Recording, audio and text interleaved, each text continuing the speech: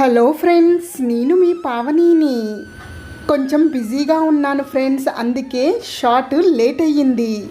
నా అరచేతిలో ఉన్న నోట్ల కట్టలను చూసారా? ఇప్పుడు ప్రజెంట్గా ఈ నోట్ల కట్టలనే మనం వాడుతున్నాము. ఇవి మా ఇంటి పక్కన ఉన్న స్టేషనరీ షాపులో ఉన్నాయి. బిజినెస్ గేములో ఇలాంటివి ఎక్కువగా వాడుతారు, వాళ్ళు ఆడుకుంటారని ఇవి తీసుకొచ్చాను.